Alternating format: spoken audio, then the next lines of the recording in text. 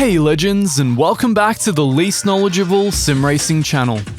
A few days ago, I put out a video documenting one of the most fun online races I've had. The reason it was so fun is mostly because it came so unexpectedly. I was underprepared, and instead of being able to cruise through as expected, I ended up being pushed to my limit. That experience gave me a taste of something that I want to come back and get more of. See, despite the fact that Mount Panorama, aka Bathurst, is one of the most insane racetracks on planet Earth, I never really gave it the time of day. I'd say it's due to the familiar, well, technically it's just down the road, so it's not all that impressive type attitude. Much like we don't give local bands the time of day until they first make a name for themselves internationally. See, despite Bathurst being all the rage in Australia throughout the 80s and 90s with the insane V8 supercar races that take place here, I never really understood nor respected just how immensely challenging the circuit itself is. The mountain ascent, with its complete lack of runoff, punishing concrete walls, followed by that crazy peak at Skyline and the intense descent down the S's which follows. It's so dangerous that it's hard to believe it would ever receive sanctioning to be used as a racetrack. So instead of jumping into a car that's barely set up and BOP'd somewhat unimpressively for the circuit, I thought I'd instead treat it with some respect this time. I tried a few different cars before settling on the Lamborghini Huracan GT3 Evo. Out of the box, it only required a few adjustments to really sink into the grooves of the circuit, and despite not having the outright pace I was able to achieve in the Audi R8, I found its balance far more pleasurable and consistent for longer stints. That is to say, this time I'm actually driving a car that's set up for the track after giving myself a chance to warm up. Now, what challenge are we looking to surmount beyond the mountain itself, you ask? Well, we have a full multi-class grid of GT3 and GT4 cars, a near homicidal prospect unto itself on the mountain. Beyond that, the AI are set to the game's maximum of 100 out of 100. So with that challenge before us, let's see what we can do. Before we get into it, however, consider spanking that naughty subscribe button as we try to hit 40k. Once we hit 40k, I promise to do nothing special at all. I'll just keep making more videos. It'll be great.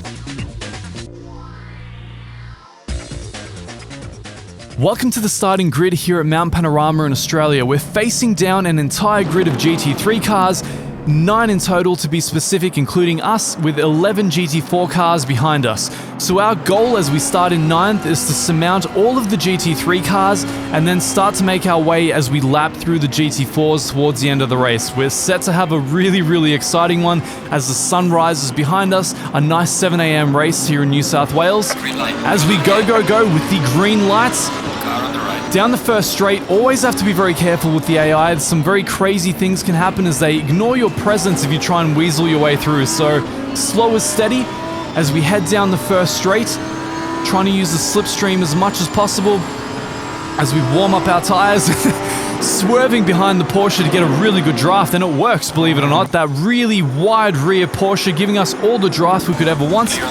As we brake nice and early, hoping to avoid too much understeer on the outside. Always very difficult there as you run off the rubbered line. ACC unfortunately not supporting dynamic rubbered lines, so there's only one idyllic line. Car on the right. As we head up the cutting for the first time, so far so good as the Bentley, the HMS Boatley attempts to spin us out. Fortunately, it fails as we continue our ascent towards Skyline. So far so good, the tyres are very much still under pressure, still not warm, as we bear down that glorious sunrise to the east, obscured by the 7 News sign.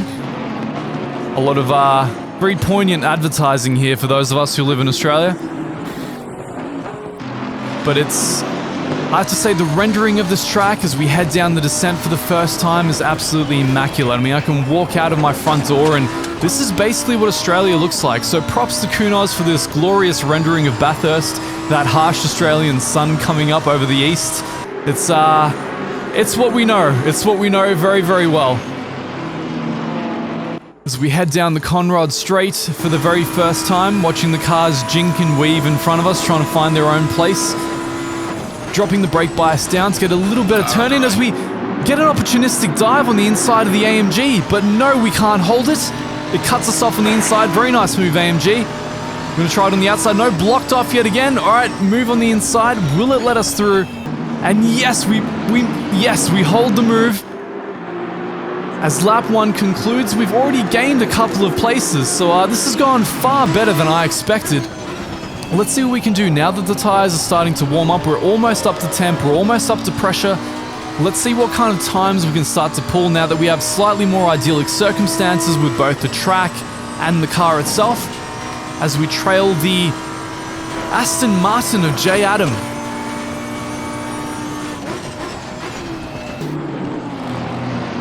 Very nice, cutting in there in 3rd gear, holding it really well. Such a beautiful balance on the Lamborghini on this track. Very, very glad that I found it. I'm having a far better time with it than I was the McLaren. McLaren a little more skittish than I would like. Certainly not the worst car around here, but probably not the fastest either. You can really tell down the straights that it just kind of lacks that juice for the pull down conrod that you really need. As we make the ascent, not being left behind this time because this car actually has the juice to get us up the mountain competitively, as that harsh sun just blasts us in the face yet again. Something we know well from hitting the highways early in the morning for work here in Australia. That lack of ozone life. As we stay very, very close to the Aston on the descent. Very nice, hook it in. A little bit of rearward slip with the throttle there. Can't hurt. We're getting a very, very good toe off the Aston. We know we're going to make a very, very easy move here. End up behind the 720S, hopefully. We slowly lose the toe, unfortunately. The Aston is starting to bring out its top end, so it's actually holding its position as I try desperately to hold the outside. And yes, we've got the inside, and we've made the move stick. We are now behind the 720S. I'm not too worried about the 720S, having driven it extensively on this track. I know it's just a matter of time until the Lamborghini gets it. No, I had a heck of a time trying to keep up with a 488 in that thing. Fastest lap of the race, man. Good job. Alright, we've already gone purple with a fairly mediocre lap in the mid-203s. Let's see what else we can do once the traffic subsides a little bit. Maybe we can get a nice tow from the McLaren down the straight.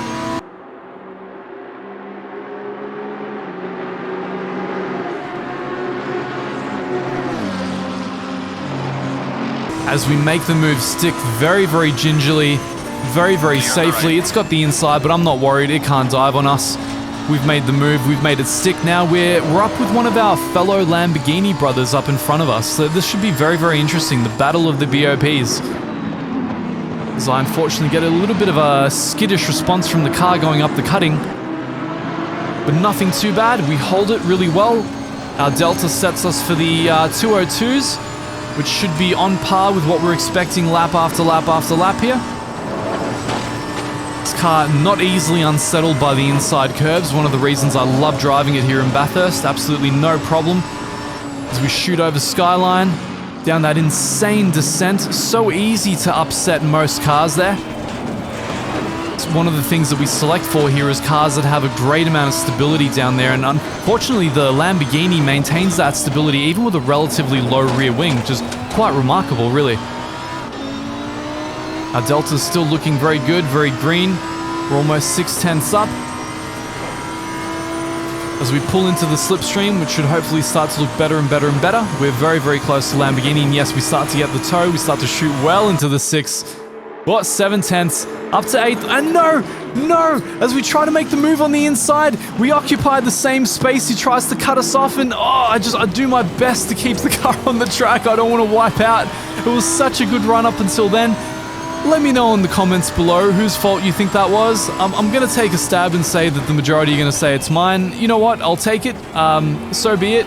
This is a full send, maximum aggression boy type race, so yeah, it was bound to happen sooner rather than later. I just wish that wish the Lamborghini noticed me flashing him before I made that move. But hey, here we are. It is what it is. Hopefully he spun out into a field nice and safely and didn't impact a wall at a very high speed. Now, unfortunately, that's ruined our Delta for this lap. We're headed for a 202, but here we are, making the most of the hand that we've been dealt. We've got the McLaren trailing us, but I know that he's going to lose us here on the ascent. Well, as long as I stop driving like that anyway. McLaren just doesn't quite have the grunts to follow us up here. As you can see in the rearview mirror, we lose him behind every corner. It literally is not able to keep up, and that's the experience that I was having myself in that online race. It did not matter how well I drove this section, I literally could not keep up with the Ferrari. As you can see, 720S completely being left behind, even at 100% strength, simply cannot keep up as we chase down Mr. Nicky Team, the master, the Joker of the GT world. Oh my god! Fix your fucking tires! I mean that lovingly, by the way. As we look to be 8/10 up, heading down towards Conrod Straight. Let's see if we can hold it. Can we get a good exit? We get an okay exit, nothing phenomenal as we start to lose our 8/10 lead. Unfortunately, we're dropping back into the 7/10. Still good if we can cut into the 202s. That'll set us up for a very nice pace to catch Mr. Team. Lamborghini very, very well BOP'd for this track, at least in my opinion. I love driving it through here. Had a lot of fun in this race. A lot less of that vague, nebulous mid-corner sort of oversteery slide effect that you get in the McLaren. I think in general I'm preferring this car as we're a full second up on the Delta, probably because we haven't been crashed into, or rather haven't crashed into somebody else this time. The super cheap auto ads greeting us as we get our first low 202 and go purple yet again. Closing the gap on Mr. Nicky Team very rapidly as we get way too aggressive on that exit curb. Already almost 4/10 up, so we're set for a Delta in the 201s, which I'm reasonably happy with. I think starting with a fuel load in the 50-litre range, that's reasonably okay for my skill level. Now, the fastest laps I've ever done on this track or in the hot lap range were in the 2 flat range. I never got into the sub 2-minute bracket. Unfortunately, I'm not an alien. But I find that so long as I can lap in the high 201s, maybe low 202s, I'm usually pretty happy. As long as I don't lose the rear on the cutting like that. The cutting being my Achilles heel still on the circuit. You just have to nestle into it the perfect way. See, it's corners like that which reveal that strange, nebulous mid-corner slide effect that's still in the ACC engine. That one little remnant from where we began. I cannot wait for the day that that's patched out and we can have a nice, intuitive and responsive experience down corners like that. Of course, Donington Park also revealing that characteristic quite a lot on many of its high-speed cambered corners. As we rapidly catch up to Mr. Nicky Team, and I'm hoping for a really good tow down Conrod. The Astons seem quite well BOP'd for the circuit as well, especially in regards to top speed. The last one really gave us a run for our money, but let's see what we can do here. The tow really seems to work with the Lamborghini a lot better than it did with the McLaren. With the McLaren, it's all I could do to just stay up. I keep up with the other cars. As I make the very conservative dive on the inside, he holds his line. Fairly well done, Mr. Nicky. Get the fucking job done! Can we do it again on the inside? Are we going to try it? No, probably not. Just looking to avoid a rearward crash there. Don't want to ding up that very pretty Aston Martin.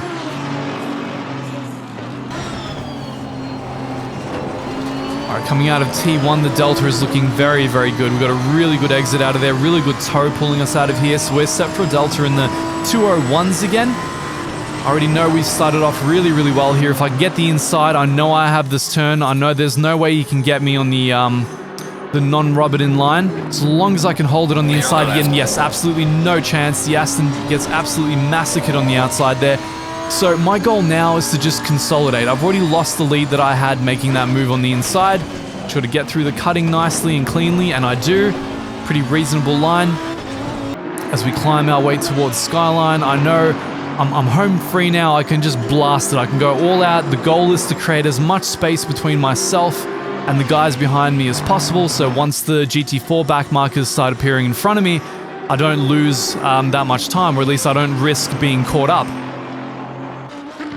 So we very aggressively go down Skyline towards the S's, hitting the dipper quite nicely. We've almost made up for that lost time because we finally don't have anybody in front of us to worry about.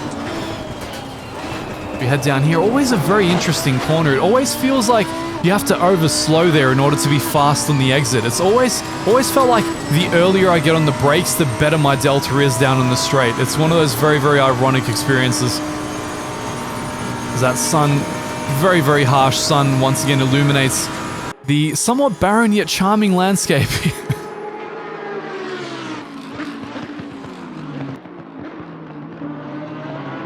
Not too bad. As we start to catch up on the delta, let's see what we can do on our very first clean lap with absolutely no traffic. Have we burned up enough fuel, and have we retained enough of the rubber to actually put it down and actually get a good lap time in the 201s? Are we going to be able to do it? That's the question that's going through my mind right now. Still a long way to go. Alright, halfway mark through the race. We've already gotten through the field of GT3s. Mr. Nicky team way back in our rearview mirror. Fuck, it pisses me off. A whole 2 seconds behind, coming up to 2.5 seconds. I don't think he got a good run out onto the straight as I did.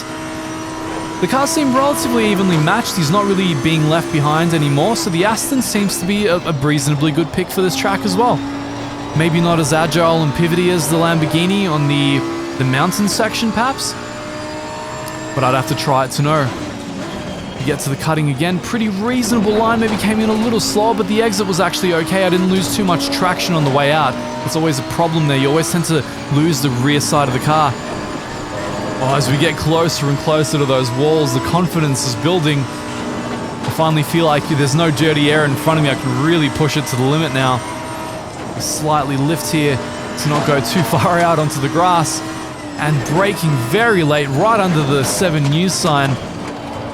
3/10 up on the delta, coming up to 4/10 at the dipper.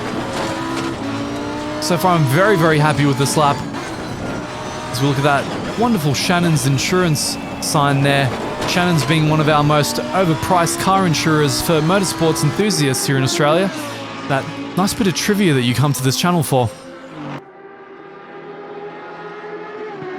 Of course, the Pirelli sign, buy Pirelli tires, guys. They're not as fast as Michelin's, but they're all we have.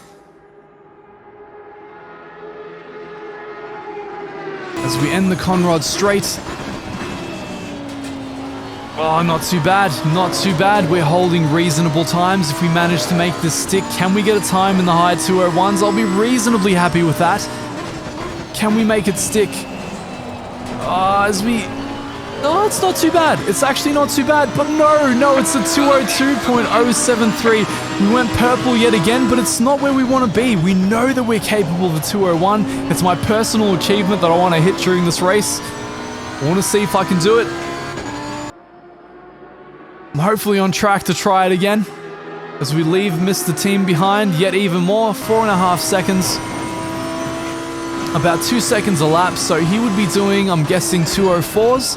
With the AI set to 100, which is very interesting. I mean, it's a very uneven AI strength, isn't it? Because on some tracks like Brands Hatch, they're so punishingly fast. Yet here at Mount Panorama, at Alton Park, even maxed out, they're so easy to surmount.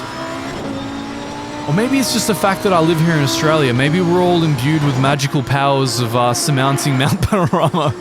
Maybe it's part of the citizenship test. Recount the corners and the camber angles off by heart. As we come up to Skyline with a really good looking delta in the high 201s. Very aggressive run down Skyline into the dipper. Not too bad on the exit. Didn't lose too much traction there. Let's see what kind of an exit we can get here. Yes! Nice and well hooked in. Unfortunately, we're still losing a little bit of time on the delta on the straight, but it's nothing terrible. We're still on track for a high 201, which I'm reasonably happy about. You can see me shifting the brake bias down to 58.4%, trying to get a little bit more rotation into the corner that comes up at the end of the straight. Sometimes it can be very difficult to actually rotate the car in coming off such a high speed. This sometimes helps with the trail braking as I go way over aggressive on the inside curb and get bounced out, unfortunately losing me about half a tenth, maybe a full tenth at this point, as I brake very aggressively and seemingly understeer out. Oh no, I already know I've lost traction. I know it's not what I wanted it to be. 3,000th of a second off my last time. I can't believe it. I was set to be There's a car exiting pit lane. Now, that is not what you expect to hear, only like, what, 17 minutes into the race? But looks like Mr. AMG had a bad run back there, probably got scraped up and had to pull into the pits for a repair job. Now, I'm kind of concerned, like, is he on new rubber? Does he have like a half-empty tank? He's going to be able to keep up with me? Is he going to pressure me? Is this going to cause problems? But no such concerns as we very rapidly leave him behind on the ascent towards the cutting. Let's see how we go. So far, so good. Hooked it in really well. I was very, very happy with that turn. For me, that approach for the cutting was really, really good. Flat out through here. A little bit of lift to maintain the line.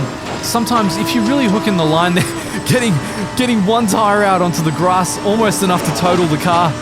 It's so... you're a hair's breadth away from the hospital at any given moment. Mount Panorama is such a punishing circuit. It's unbelievable that people race this in real life. So we head down very rapidly, trying to maintain as much pace as we can. And it's looking like we've hooked in a really good line, really, really good line, with 3/10 up exiting that. Still on track for a high 2:01. Very, very happy overall. It's looking like with all the deltas put together, the highest potential for my skill level appears to be a regular race lap in the mid 2:01s. I think with some more practice and maybe some more car tweaking, I can achieve that reasonably consistently. But for the time being, I have to stick with the high, well, I guess low 202s for the time being. But let's see how we go. Going under the liquid molly sign, braking at the 100 board. Trying to rotate the car as well as we can, and not too bad, not too bad. Reasonable exit. With a high, we go purple yet again at 2:01.869. I was very, very thrilled with this. At this point, I felt pretty happy to just let loose. And as we see the GT4s in front of us, I knew that that was my last attempt at a clean lap. Now, we're going to approach a tremendous amount of traffic. There's going to be no avoiding it. There's going to be a whole cavalcade of GT4 cars that we have to surmount in as safe a fashion as possible. The Visit New South Wales signs, we have to tell you to visit New South Wales because, quite honestly, there's no other reason that you would really want to go there. There's a bit of a friendly rivalry between Victoria and New South Wales for those of you who don't live here, which would be about 99% of you. We head up the mountain, lightly letting go. This wasn't the best ascent of my life, but I already know it doesn't really matter. I'll be caught up behind that train of GT4s, so I'm just pacing myself, taking it nice and easy. I've set the lap record that I wanted to set in the race. As the blue flags come out, a whole sea of blue flags letting them know. As I begin to flash like mad, I don't know why. I don't think the AI really care. It would be nice if they coded in awareness of flashing, like you can make them panic or something.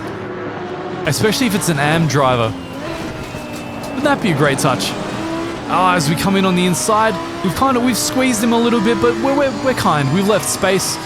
As we rapidly leave them behind, our acceleration, nothing to be snickered at. Now, as you'll notice, the GT4s, their top speed actually is really nothing to laugh about here in the Conrod Straight. Because of their relative lack of downforce, they're not actually that much slower than the GT3s, which is actually really impressive. But obviously, once we get to the hard braking zone, they simply can't do it. And that was a very, very weird move by the Aston there, revealing yet more, let's call them niggles in the physics engine. As we cut in on the inside, ending up behind this gorgeous McLaren 570S. Beautiful taillights on that car. Still in the back of my mind, every time I see one on car sales, I consider buying it, but it's very hard to justify owning a McLaren. They like to break down on you. You can't really use them as a daily driver, and I'm a pragmatist. As we go onto the Audi Sport sign, no real temptations by an R8, I have to say. I've known a few friends that have owned them. Very reliable cars, but really, I guess, they don't have that pizzazz factor of the supercars that you would normally pay that much for, I suppose. As we come up to the cutting yet again, how are we going to do it? We're coming in pretty fast, actually, but I managed to slow it down okay. I actually tapped the inside wall. Don't manage to lose the car too much as the blue flags come out yet again. Somehow they wanted to do me for track limits. I guess touching a wall is not allowed. It's fine. I guess playing pinball is considered an advantage. Ooh, as we almost pit maneuver that McLaren. It just has no chance in the ascent. It just lacks the downforce capability of this beautiful, beautiful Hurricane. Such an angular, jagged car, so angry, so aggressive in its styling, and it drives every bit as aggressive and boyish as it looks. Oh, as we just swing out, I remember the counter correction that I did there to not catch the inside. If you bounce off that wall, you have a very bad time on the exit there. So as we lose a second and a half on the Delta already, trying to surmount all that traffic, we're still on track for a low 203, which is more or less still quicker than what we were doing in that online race due to the fact that it's basically not in the mid 30 degree temperature range, and the fact that the car is actually BOP'd correctly. So it's astounding how much of a difference to your lap times these things can make. Simply picking the right car, getting the right setup, and making sure that it's not too hot. You don't want the rubber to melt on the road. That's always a bad time. Delta looking very good on the straight there. We must have gotten a really good exit out of the penultimate corner as we approach a bona fide train of GT4s. So absolutely no idea where that's going to go.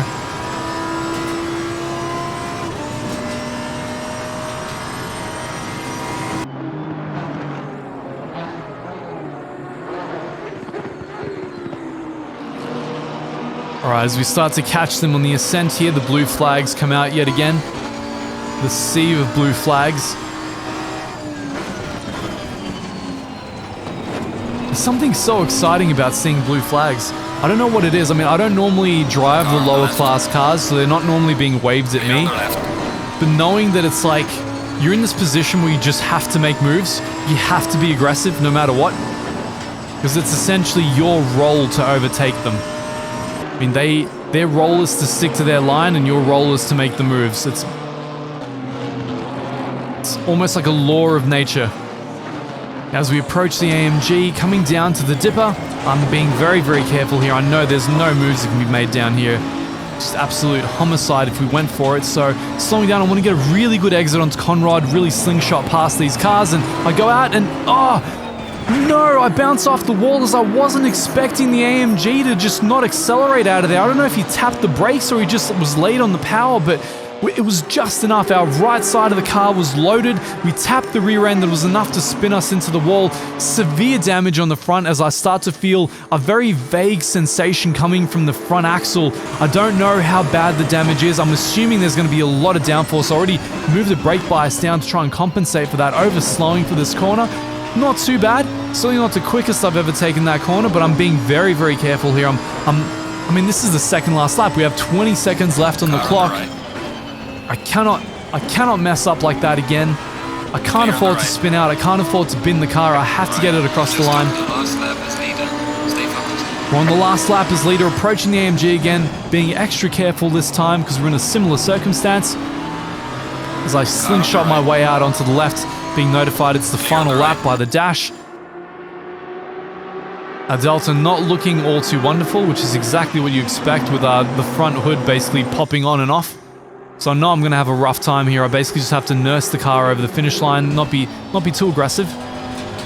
Hard to do because it's Mount Panorama. I mean, aggressive is the only mode of attack I have on this track as we rapidly lose time. That damage has really, really done a number on the car.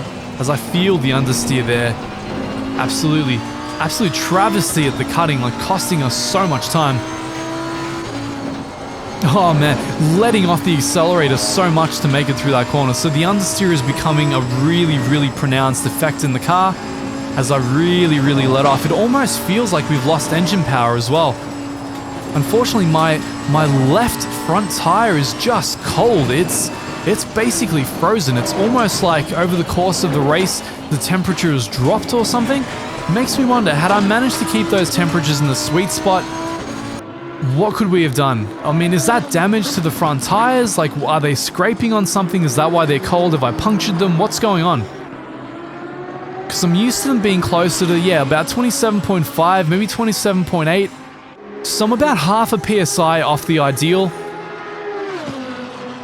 I know I'm getting a lot of rolling resistance here on the straights as well as a lot of the aero damage. I mean, you can see the Delta is dropping like crazy. Almost 3 seconds dropped on this lap due to no real fault of my own. So The car is not behaving as it should be as we try to desperately nurse it to the finish line. As it understeers, unfortunately. Oh, and we managed to hold it on under the liquid moly sign. Coming up to the penultimate corner, the goal is to just keep it on the track. It's nice and easy, but it still just understeers like a beast as we get two wheels out onto the grass and finish the track in first place. So, my first ever multi-class race here in Mount Panorama, Bathurst. I had an absolute blast. 2 thumbs up, guys. If you own the British GT pack, line this up for yourself. I hope they never do this in real life. Multi-class here at Bathurst is one of the most insane things I could possibly ever imagine. I just would not suggest it for real life. But for the sim racing community, it's so much fun, and fortunately the AI, even at max, are actually quite easy to overcome, so I think you guys might enjoy it. Anyway, I hope you enjoyed this insane amount of ranting. I'm getting hoarse. I need to drink about 3 liters of water and maybe some tequila mixed in as well. Until the next one, guys, I hope you enjoyed it. I'll see you then.